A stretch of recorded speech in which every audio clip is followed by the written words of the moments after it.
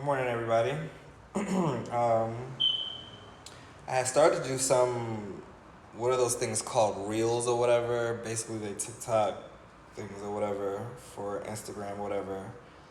Um, while I was live watching the second episode of Impeachment, American Crime Story. And just like the first episode, it's more of like a character study, a deep dive into like, you know what I'm saying, who these people are. Um, there's still more time hopping because I forgot when the episode opens up, basically, or whatever, but the highlighted episode for me was, again, keeping in mind that Monica Lewinsky herself is an executive producer on the show. Like, Monica, is this accurate? Is this how you really like met? You know what I'm saying? Is this how the interaction started with you and Clinton? Excuse me while I try to perfect this. You see what I'm doing? You'll be able to skip through this when I post it to the But anyway, that's gonna be good enough.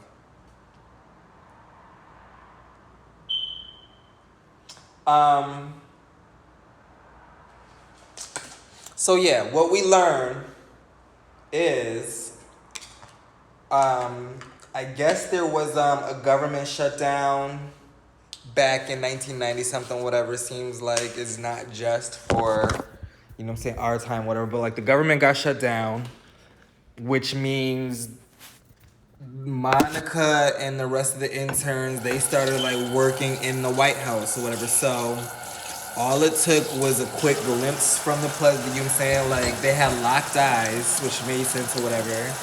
Then Monica and him, they had like their little interaction or whatever. Like Clive Owen and Bill Clinton drag or whatever, and his whole monologue or whatever. I really like wasn't paying attention to that, but like what I got from this episode was like Monica Lewinsky was like a young girl making bad decisions who fell in love with a very unattainable, powerful man. She described to Linda, oh, like first let's talk about how like she kissed the president, she ran home, told her mother. Her mother was like half asleep, half whatever, you know what I'm saying, not paying attention, whatever, and just like laughed it off or whatever and thought she was just kidding.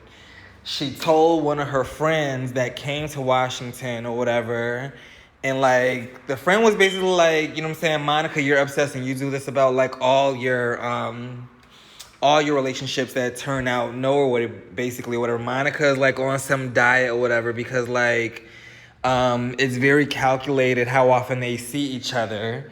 One of the highlights was when, and I remember hearing about someone having like read this in her book, how she exposed like a part of her thong, you know what I'm saying? Like she was answering the phone in the office somewhere.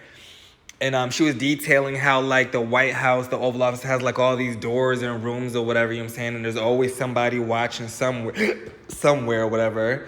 But like they kept finding ways to like, you know what I'm saying, accidentally run into each other in the hallway or like, you know what I'm saying, make like little flirty glances at each other and passing by or whatever. But what I was getting to was like the part where she was in the office and he was like walking by one of the doors and like she showed the strap to her thong or whatever.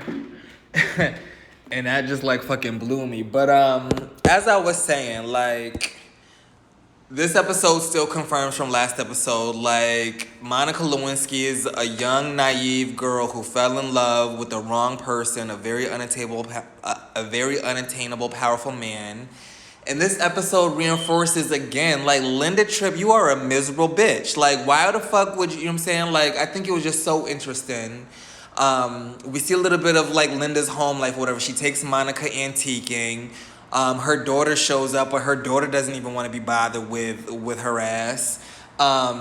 She says, like, how, like, the highlight of her life is, like, a baked potato out of the microwave and she's sitting in front of the news. Like, how fucking depressing. Like, that's got to be, like, the most unglam, like you come from like this high profile job or whatever, you work at the Pentagon, the White House or whatever, but like you are a lonely, miserable anyway.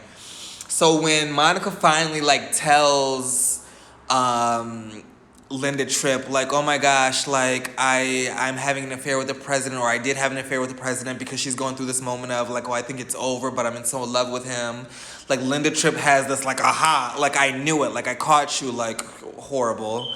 Um, then like further to like dig the thorn in the Linda Tripp side or whatever, there's this part where like I guess I forgot the name of that news journalist who's like trying to catch on to the story or whatever. So he meets up with Linda Tripp and like wants to ask her about like, do you know anything about like what's been going on in the White House or whatever. And like Linda's like, she does what, and I swear like everybody knows someone like this. There's always like that one person who so desperately wants to like be, that wants to be like in on like the inside joke, that wants to be in with the cool crowd, that wants to like, you know what I'm saying, like be in on the secret or whatever.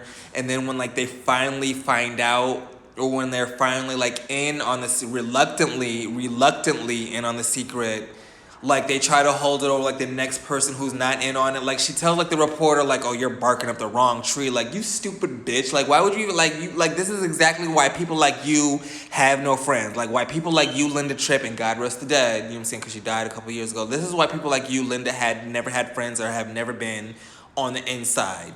But that's all like the reporter needed, you know what I'm saying. I'm trying to remember what happened in like the first episode, you mean like the first half of the episode, because it was really like two parts. It was the obsession, you know what I'm saying. The first 30 minutes of the hour was Monica, and you know, and her obsession and her detailing like how like her and Bill like would meet each other, the gifts that they would give each other. There was that one scene when she described, like, I know if you YouTube it, it's out there, that iconic, you know what I'm saying, when like she's wearing the beret and she hugs him like after he's been like reelected or whatever. And then there's this one scene that kind of irked my nerves. Like her and Linda sat down and created like an Excel spreadsheet of, you know what I'm saying, the pattern. Like, oh, well, he would meet her on this day, and then 2 weeks later they would call, like he would call her. And then in that 2 weeks, that's when she would like obsess over like, oh my gosh, is it over? Will he, won't he? That was like the first half of the episode. The second half was, again, Paula Jones, who they're still like beating this girl, like this country horse over the head, because like she's still like this country mouse who, you know, in walks Judith Light, who's playing like the women's coalition something whatever, but Judith Light is a fucking TV national treasure, protects her at all costs, no slander will be tolerated.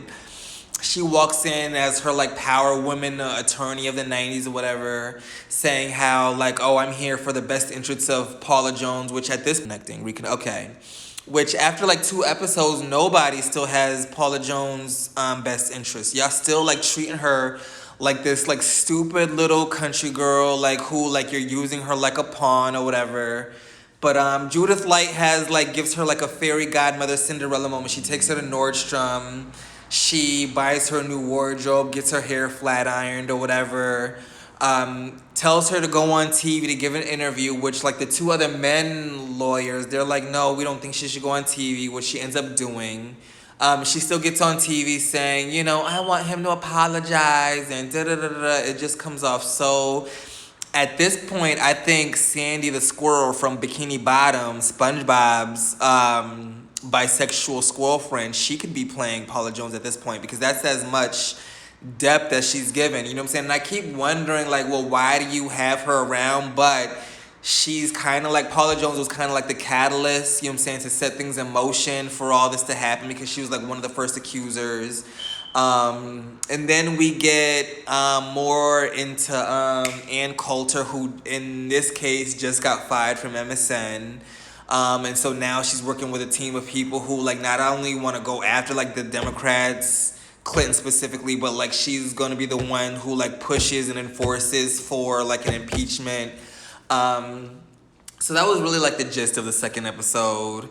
I'm trying to think if I forgot anything else, if there's anything else that I wanted to mention. Other than like I said, Monica finally, like, you know what I'm saying, detailing, you know what I'm saying, how exactly like this love affair happened and for how long, you know what I'm saying. That was like the interesting part. Um but what was also interesting to me, like when Monica finally did tell Linda, you know what I'm saying, she had this like aha, like I knew it moment. We didn't yet like Linda try to like seize on the moment to like try to like scramble for notes and, you know what I'm saying, or like pull the recorder from under her wig, you know what I'm saying, and like what happened, when did this happen, what date, what did he say, what did he do, you know what I'm saying, like we still don't see that yet, which I'm still like waiting to see how much more slimy Linda Tripp can get.